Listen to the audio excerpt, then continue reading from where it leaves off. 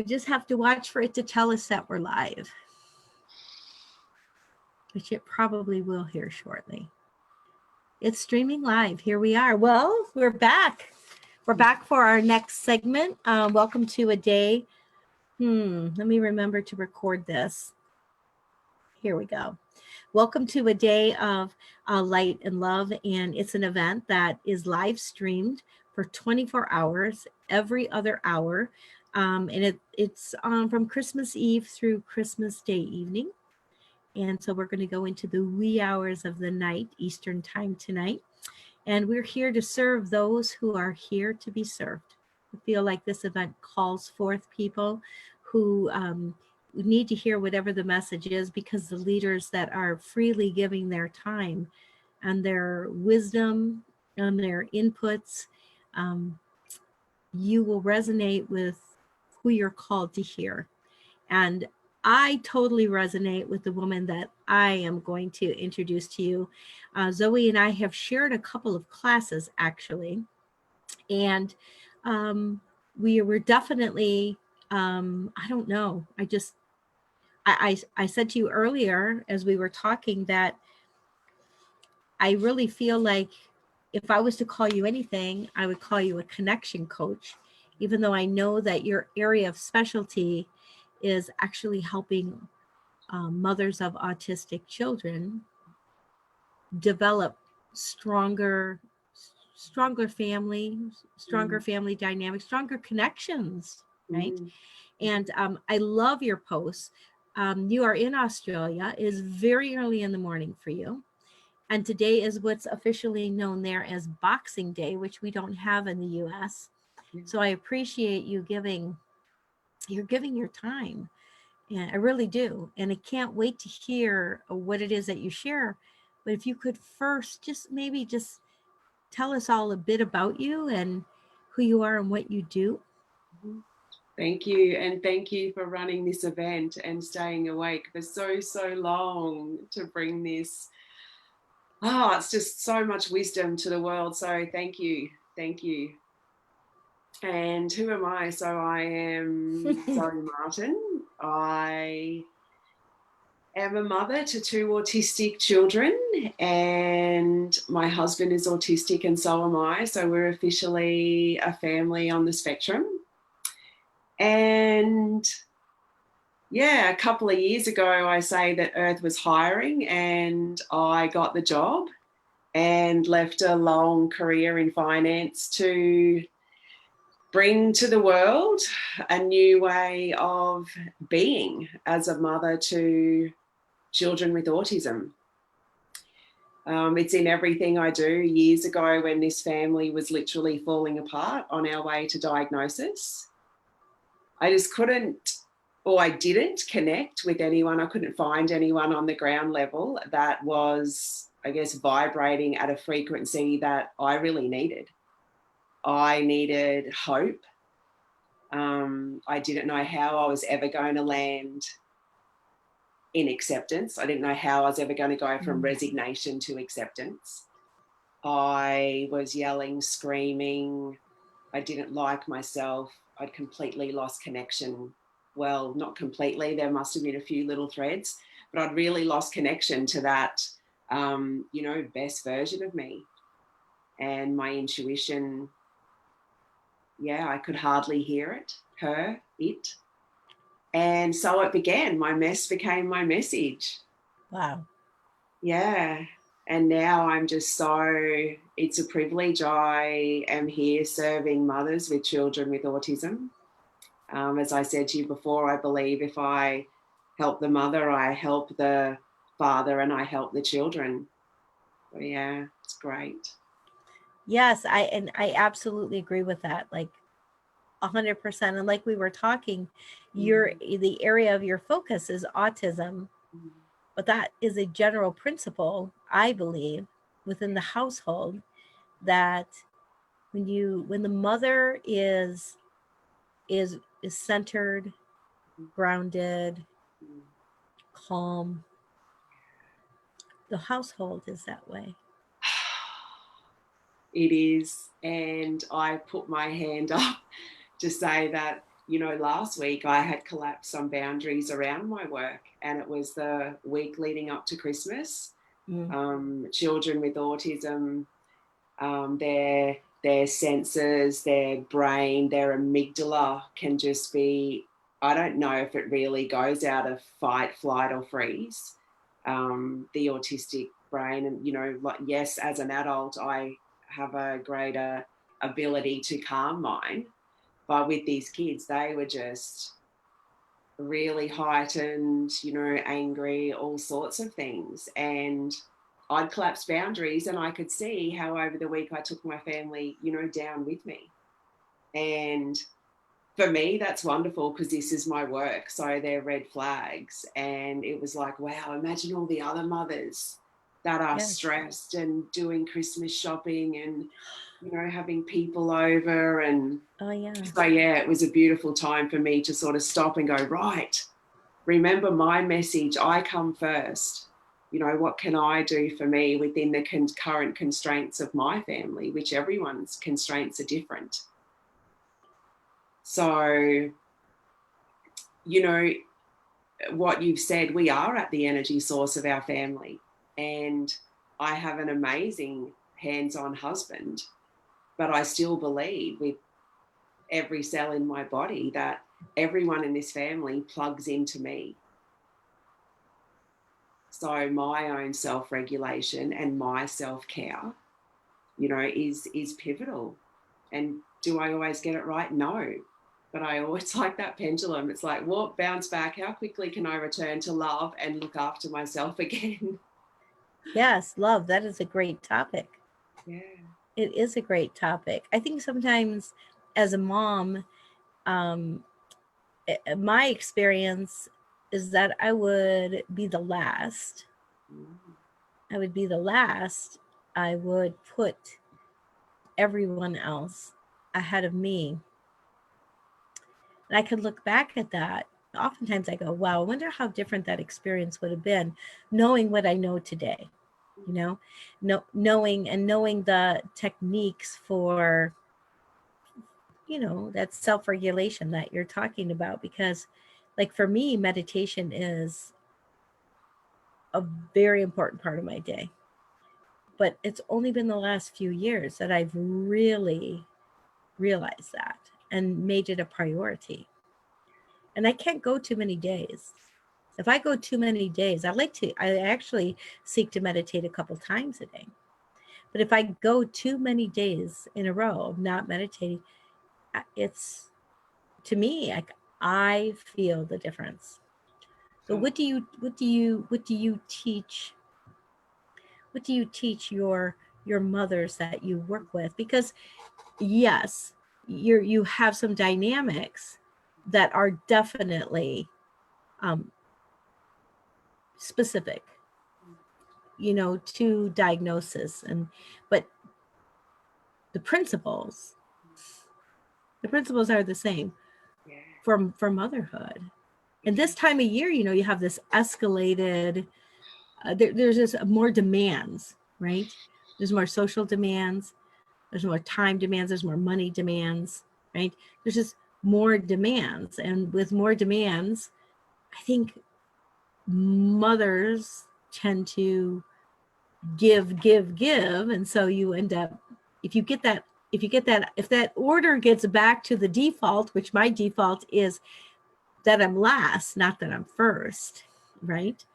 And so when I'm not intentional, I even after years now of knowing this, right, and operating from that, it's amazing how that default so quickly kicks in, and you put everything. I'll serve clients over serving myself. And then when you sit back and you say, well, how ridiculous is that, right? With what I know. So whatever you have to offer that helps the mothers that you work with, I know you're helping mothers who are rearing autistic kids, autistic families, but there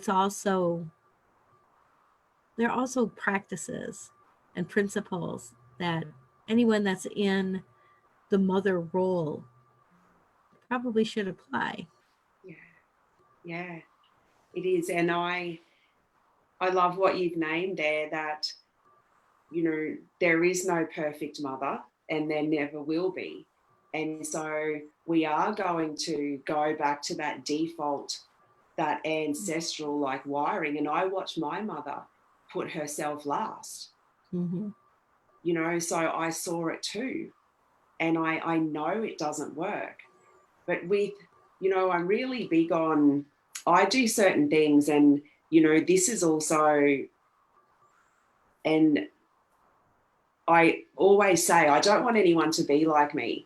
I get up at 4:44 every day. I walk, I meditate, I journal, I do all those things, and as you said, a couple of years, it's taken me years to craft this. Like, I'm at the sort of 5th year now after like rock bottom. What I would say is, as a mother, was rock bottom, and what I love is that I've been through all these fires and sat there for so long. So you as the mother don't have to sit there for so long now. Yes. And I guess there's always, when you're a mother, when you're a human, when you're not a mother, there is a stimulus, there is an event, a stimulus, and then there is a response. And in there is a gap. And that's where we play. So in that gap is where joy, anger, excitement, depression, anxiety, everything lives in that middle. And when we can self-regulate and slow down and pause in that gap, well, then we're going to have a different outcome in life. And can I do that every time? No. There is an event, there is an outburst, and I can react. I've missed that gap. Or it's like my transcendental rebirthing principles. When I am slowing down and something's happened and I am slowing down, then I'm giving myself the opportunity to then choose how I respond to that. You slow down to step in. Yeah. That's a great principle. I had a mentor of the last several years tell me, it was something to do with business, but he said, Jeannie, go slow to go fast. So slow is the new fast. Yeah. It is. Yeah. And the great thing about that slowing down principle is that I name it, and I, advise my mothers to, I invite them to name it out loud. So when there is chaos, and there is often chaos, and in these autistic homes, it can be huge. But when we can slow down, and I name it here, I go, you know what? I'm going to take a breath, and I am slowing down. Because I know that if I join that could lead to a meltdown. And that is something I don't want to witness my children going through. I don't want that for them. Yeah. That's trauma, more trauma. But I can, if I join that, I can tip them over into one. So now I'll say something will be happening, and I'll think to myself, I'm not going there. And I'll go, I am slowing down, and my son will go, oh, not this crap. And he'll yell that, oh, not this crap. But I'm giving him a clear message that yes. I'm not joining in that. Okay, all I can do is take responsibility for me. And right now, I am going to slow down. And then I cut those cords and let him do what he's going to do, while I am going to work out what I'm going to do. That's a very interesting thing here. That's a whole subject, because in any parent-child relation, in any family, whether it's one child or 10, when you bring change in, it will be received differently. Right?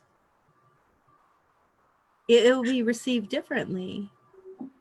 But the key is, if you know that the change is optimal for the greatest outcome, that supports the outcome, it's sometimes it takes time, it takes consistency.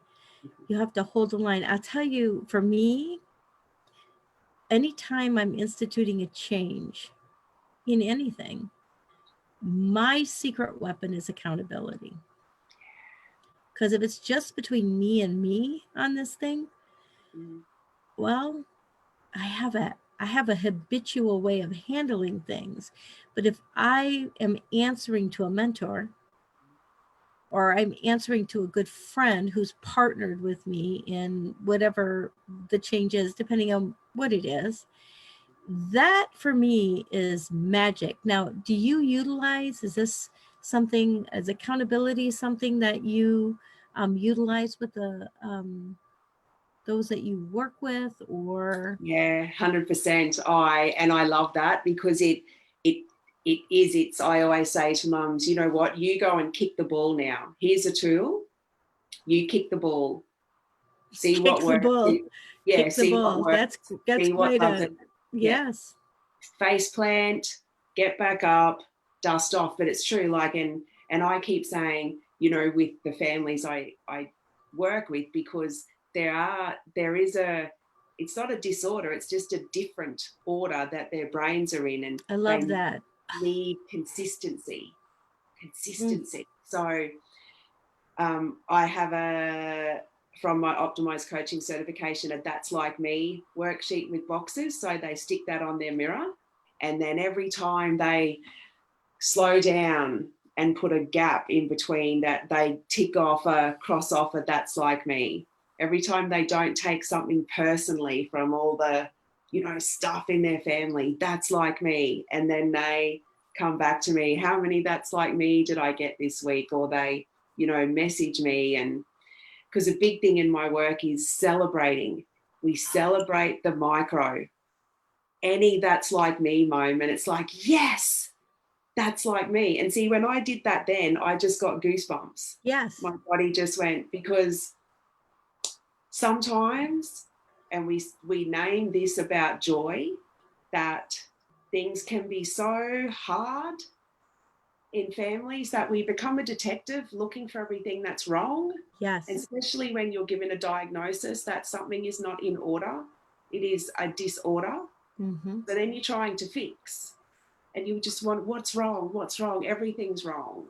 How about we become a joy detective, you know, and look for everything that's right? Yes. And another thing from what you said that triggered something for me is, especially if you're really results driven. Yes. If you're really results driven, it's like, okay, you had the epiphany, right? Yeah. And now you move in, and today's a great day because you had the epiphany and you feel empowered, but you know, days in a row and the shift hasn't happened, right? And then we tend to not celebrate. Again, it's like the woman is the thermostat of the household, and we don't celebrate the little things. So I love that you celebrate the micro, because there's a saying, and my husband would frequently say this to me over the years. He would say, how do you eat an elephant, Jeannie? One bite at a time. Right? And it's that principle where if you are like a strong achiever, or you have a big mission, and you know this, or you see the outcome that you want, right? But the variable, another thing inside of families is that there's a leadership principle there. And when we move in to effect a change without buy-in, right? We're we could be spinning our wheels, right? Like there's a term, there was a book I read a few years ago called quiet leadership. And ever since then, I've adopted that term because I think the most effective leadership is quiet leadership, right? It's not the proclamation. And that would be my thing. You know, when you were saying like your son is like, oh, you're doing that thing again. Well, that would be a response that I would get from my boys like, oh gosh, what jaunt is she on this week? You know, trying to create a result, right? Instead, it's amazing how consistent, centered modeling and course correcting yourself, that elephant principle, the micro principle that you were just talking about. But I have to tell you, anyone who's doing it alone, it will not, I don't know, that's a slippery slope. It would take much longer because I did it alone for a really, really long time. And then I adopted accountability. I think I resisted accountability because there was something in something inside of me that needed to heal. And with that healing, and I got the value, I experienced accountability in the most positive form. Instead of an accountability that spanks you, an accountability that helps you celebrate, right? When you experience that, you can become addicted to accountability. And that's what has happened for me. And I know that there is like just the speed of growth it becomes almost exponential with celebrating and having someone to celebrate with, right? Because left to our own self, we only have our own self, and our own self has a default. And then we wrestle with that. And we don't like ourselves because we fell off the wagon, right? And then we have to wait for that inspired moment. Okay, I'm going to climb back on the wagon, right? And when there's that accountability and there's someone to say, look, it's you think that you did this wrong, but this is what I see. Look what you did, right? You did this. And then you can build on those, right? And don't you think that as you feel better, I think consistency is another. Accountability for me is really big, but consistency, because I think accountability for me breeds consistency. And with consistency, that's where quiet leadership steps in, because you can just quietly go about and all of a sudden everybody's feeling better. And they don't necessarily know why, but they are. And that's when I think buy-in happens. Anyhow. Oh, like what I feel you have named there is like accountability with compassion. You know, and when you've just named so much there, it's like, and I always start off my connection calls, like when I catch up with my clients fortnightly, I always start off with, what are we celebrating? I love That's that. the first thing I want to talk about. What are we celebrating? You know, and I know I've heard from them throughout the time anyway, but it's like, yeah, okay, what are we going to celebrate? And, you know, what you've just said then in that part is literally like blowing my mind, because it's so much of, it's so for everyone, you know, that quiet leadership.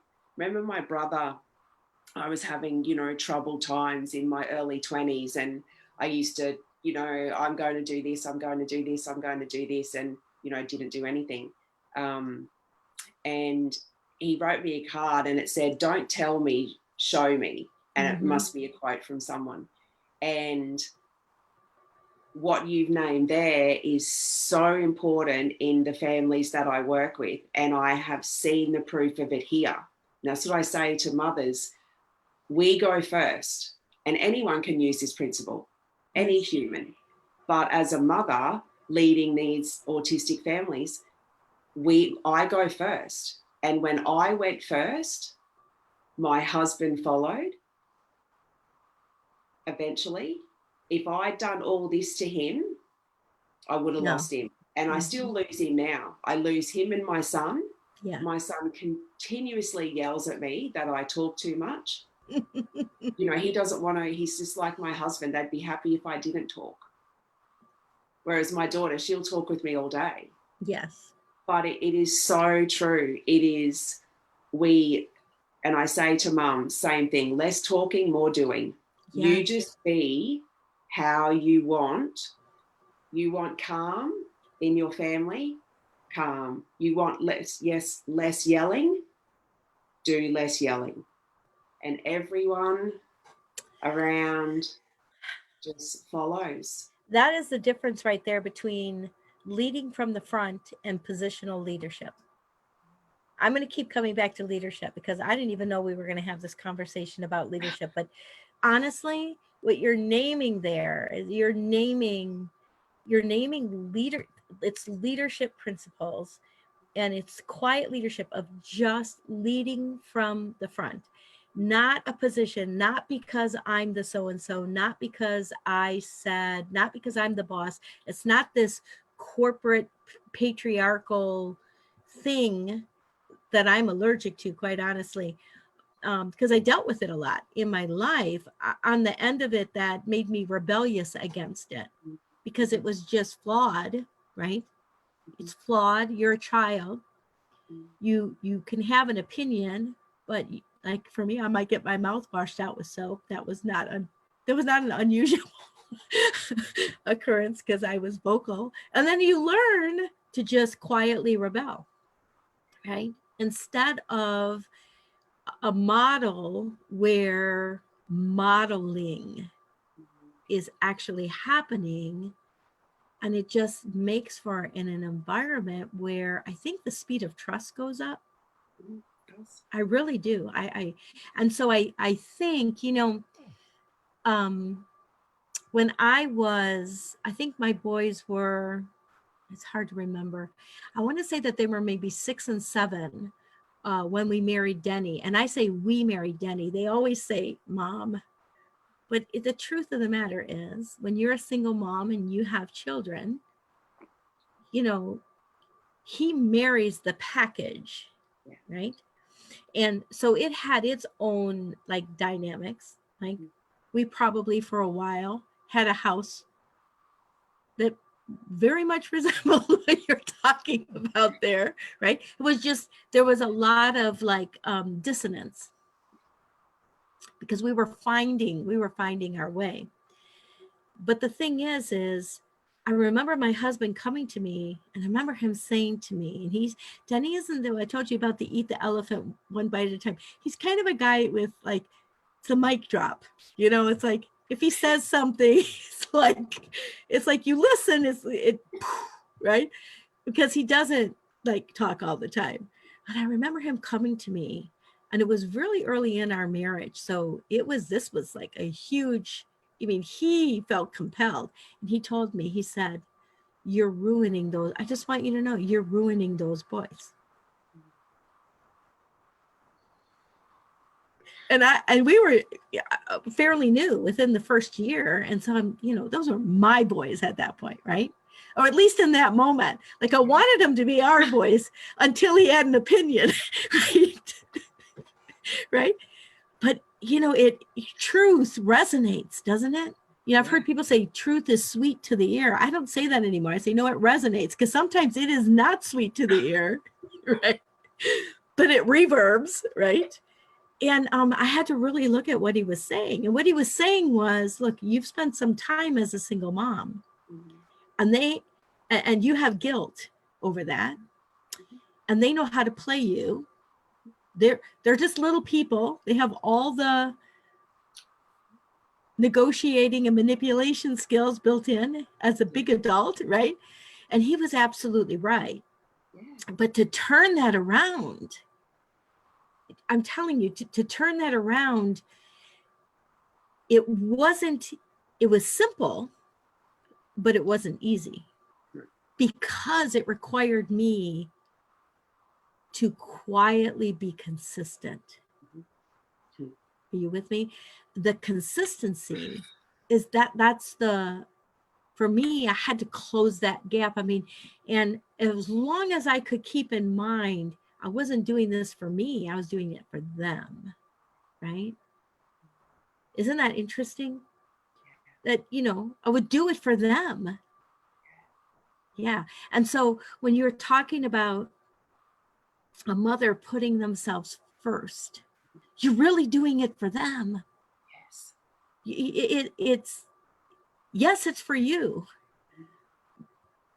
but it's so you can serve them in at the highest level available to you, right? That's why you do it. There's nothing selfish about it, actually. It's quite selfless. And it's so important. You know, we've had a very similar experience here lately. We went to a new therapist for my son, and he had quite a interesting conversation with my husband and I about our parenting and some things which were quite rattling to Scott and I, and we walked away from there going, you know what, like 60% of what he said was right. And you know, our children were both premature, so they were teeny tiny little babies, and he went back and explained, so you know, you got off on this path of like stress and worry and are they going to die, and then at 3 or 4 things start to go south, and at 5 it's exploding and the family's falling apart. And yeah, so it was really interesting, and it was quite, as he was talking, I could feel my throat just contracting, and I could see my husband's forehead pulsating, and so we've come home from that and we're a few weeks into it, and consistency is key. We are trying to birth new changes here.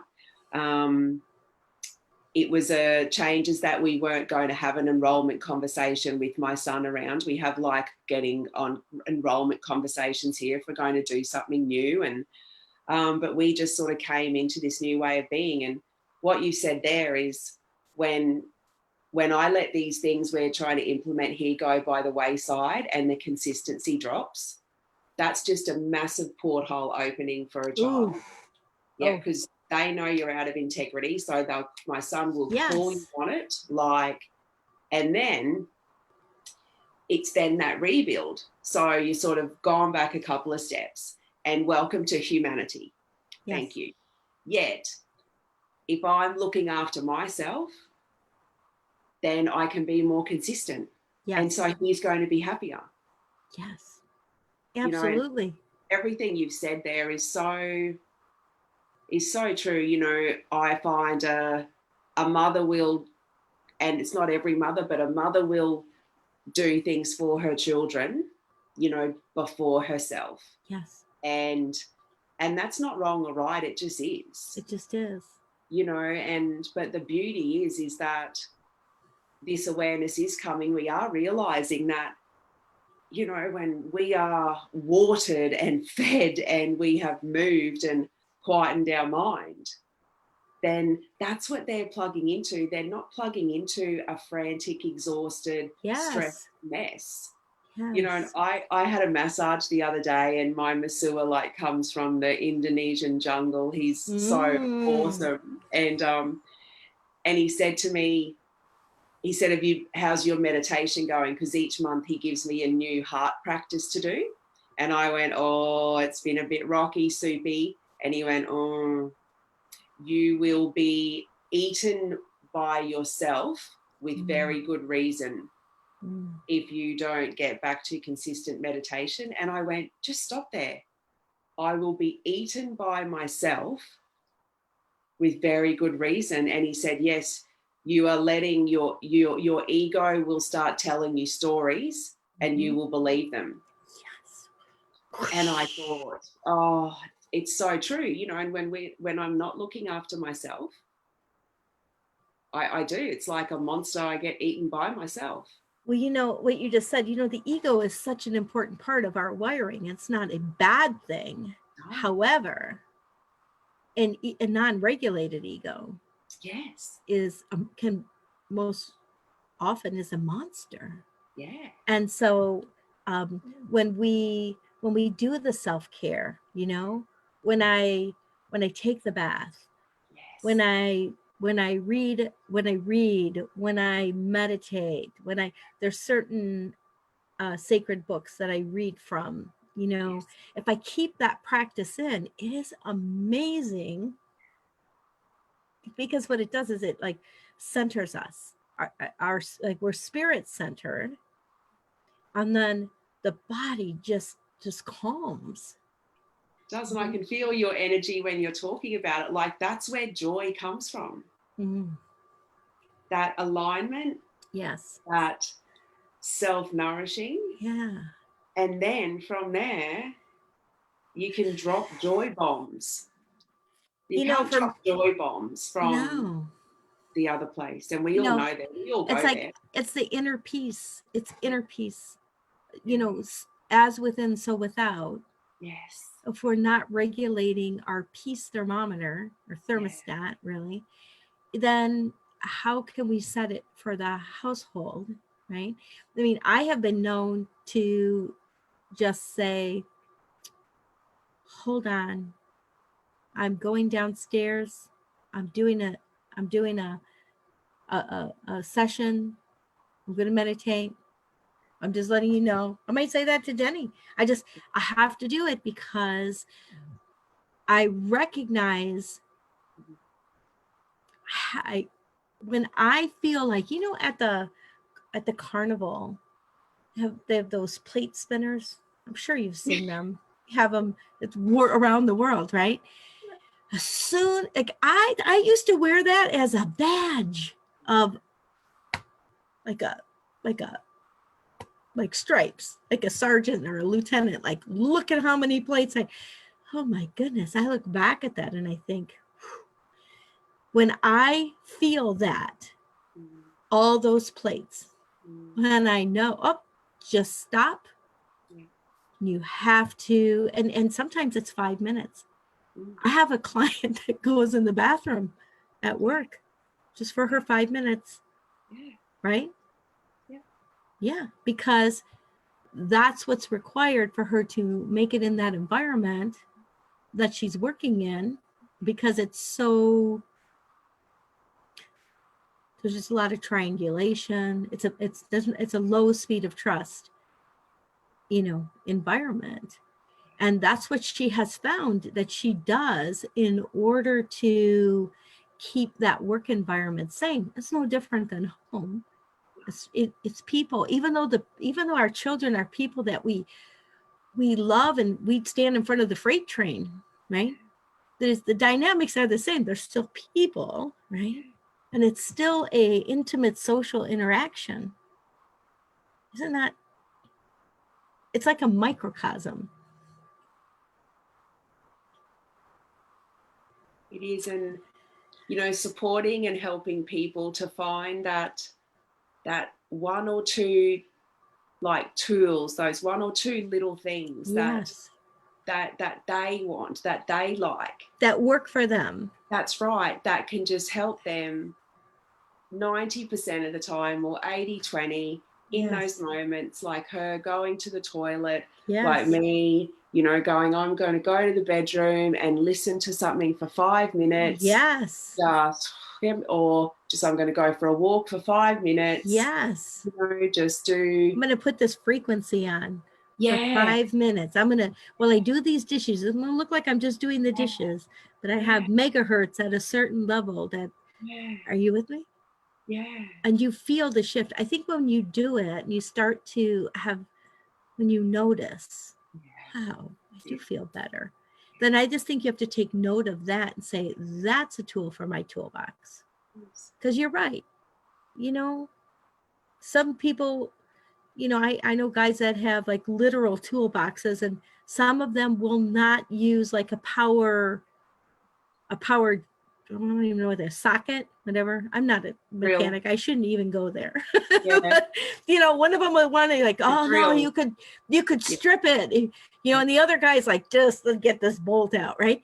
You have to find what works for you. Yeah. And then keep acquiring things.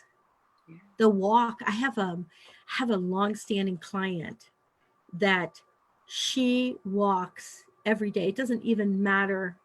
You do. If it's raining, if it's snowing, she walks every day. She said, my sanity is because I walk.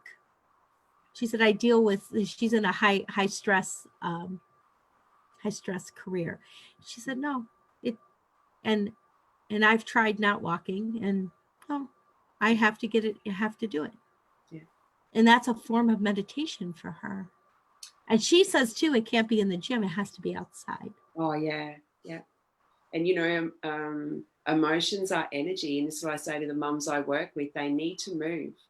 So whether it's walking or whether it's just that, like Mark Wollum says, I so resonate with what he says, that, and my interpretation is, we can journal and we can think all we want, but until we give it that spoken word, yes, we set it free. And that's a big thing of finding that safe container where I love you can that. We set it free.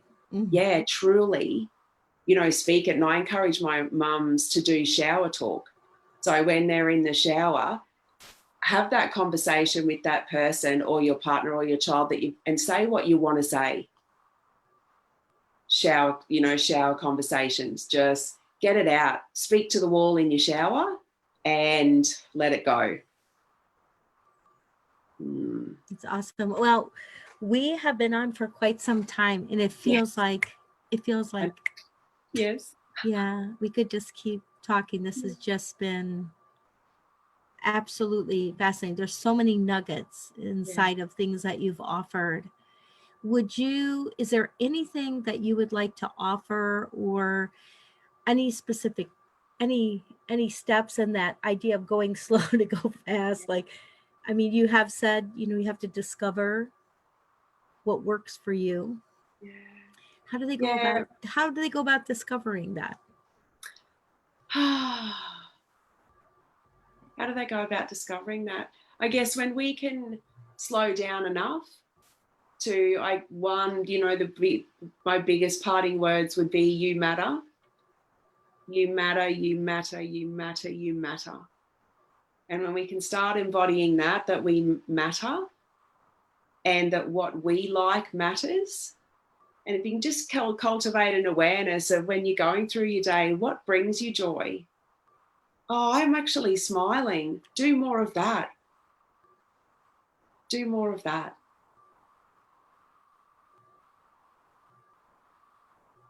That's and awesome. That slowing down, we can just try and take, I used to say in my meditation class, one breath between a stimulus and a response can change the trajectory of your life. That is so powerful. One breath. Yeah. That is so powerful. Isn't that amazing? It's one breath is the difference between responding and reacting. Yeah, 100%. And in the gap we play, let's make it I love that. In the gap we play. I love that. Fun. Oops, I won. Whoops, that needs work. It's where creation happens, is in the gap. No failing, winning or needs work. And validate. Find things to celebrate. Yeah. That's like me. That's like me. And if you if you don't, you know, if you don't have a coach or a mentor, maybe look at that. Yeah, 100%. Yeah, I mean, and I think I know that we have jeannefritch.com. When you go on the menu, Day of Light and Love, we have your bios on there. So your information is there, but it's zoemartin.com. Yeah. They can reach out to you, which is super easy. That's like easy to remember. But honestly, the thing that I notice, and I was saying this to you before we came on, yes, you serve, you know, you're called to serve autistic or mothers of autistic children. But the principles are just connection principles. They're harmony principles. They're peace principles. They're principles that are applicable, really, to any relationship, whether it's with a challenging person or a difficult person or anything. It's the principles are actually quite simple. And I think when we practice that pause, when we step into that, we take that breath, I think that's when we realize the simplicity. It's the complication. When things start to get complicated, that's when we have to step back. Don't you think? It is. You got the frantic mind at play then when things are complicated. Yeah. Anything you'd like to offer for 2020 before we sign off? We're already over, so what the heck? Yeah. Oh, just for me, it's just more joy, and we play in that gap. When, as we spoke about, compassionate accountability. Because when we're coming from the other direction, it's like we are holding ourselves down in the dirt. So let's release the foot off our chest, come back up, and just, we're winning or it needs work. Yeah. Yeah. Yeah. There's some grace inside of that, isn't there? Yeah. Give ourselves grace. Yeah. Yeah. And from that will be more joy. Absolutely. I love you so much, Zoe Martin. Well, I love you. Thank you. I truly, truly, truly, truly do. And we're going to sign off now. I think we only have a couple more. Yes. We have 4 more segments. It's going very quickly now. Yes. But I'm so glad that you were able to join us, because you're, I don't know, I love your stuff. Anybody who is watching this, you should follow her. Yes. Because her posts are, there's an authenticity. That's what it is. That's what resonates with me, is that you're authentic like when you're out of integrity, you're authentic about it, which moves you back to integrity, right? You're not like, there's that saying, you can put pearls on a pig, but it's still a pig, right? You ever heard that?